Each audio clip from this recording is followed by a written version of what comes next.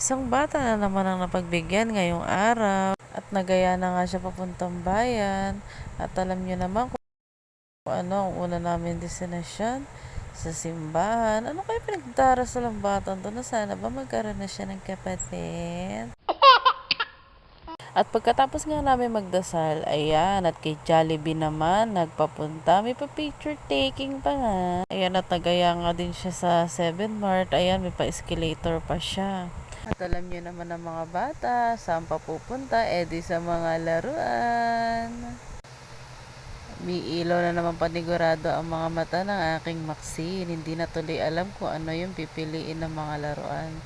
At ayun na nga, nagtuturo na nga sa kanyang Zare. Nasabi pa nga niya, Zare, ito.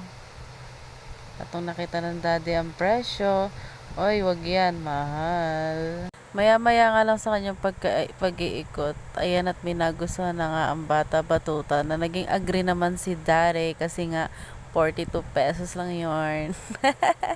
Bumaba na nga kami sa first floor ng 7 Mart kung saan may mga arcade dun sa may bandang dulo. Ayan, arcade lang ang bara batuta. Aminin nyo mga kamamshis, napakasarap talaga sa pakiramdam nating ina na makikita ang ating anak na sobrang saya. O diba? Sa dalang lumabas ng anak ko, ganyan siyang katuwa pag talaga nalabas. Totoo lang mga kamamshis, daddy lang niya talaga yung gustong binibili siya ng laruan. Ako talaga ayoko. Mas gusto ko pa siyang bilan ng mga damit, tsinelas, mga ganoon. Kesa yung mga laruan, kakalat lang niya dito. Dagdag ligpiting ko lang ba? Mga ganong bagay. Pero laging sagot ng kanyang Jare. Minsan lang silang maging bata. Hayaan ko na daw. O di hayaan, ikaw naman ang gagastos eh. Di naman ako. Pero sa totoo lang mga kamamshis, yung mga nararanasan ng anak ko ngayon, hindi ko siya naranasan nung maliliit pa kami.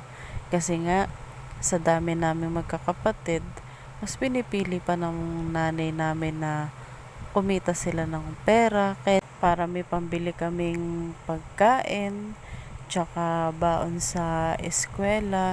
Kaya nung naging nanay na ako, mas lalo ko naintindihan si nanay kung bakit nga ganoon.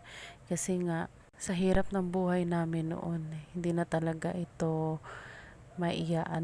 maisisingit yung mga ganitong punta arcade, alis ng bahay. Kasi nga mas inuna nga nila nanay ko noon yung pangkain namin, which is sobra kami nagpapasalamat kasi yung nanay namin ganoon.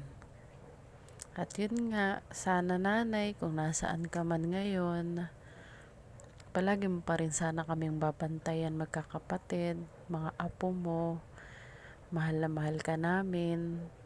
Hindi namin makakalimutan lahat ng pangaral mo sa amin na hanggang ngayon may asawa na kami. Dala-dala pa din namin. Maraming salamat.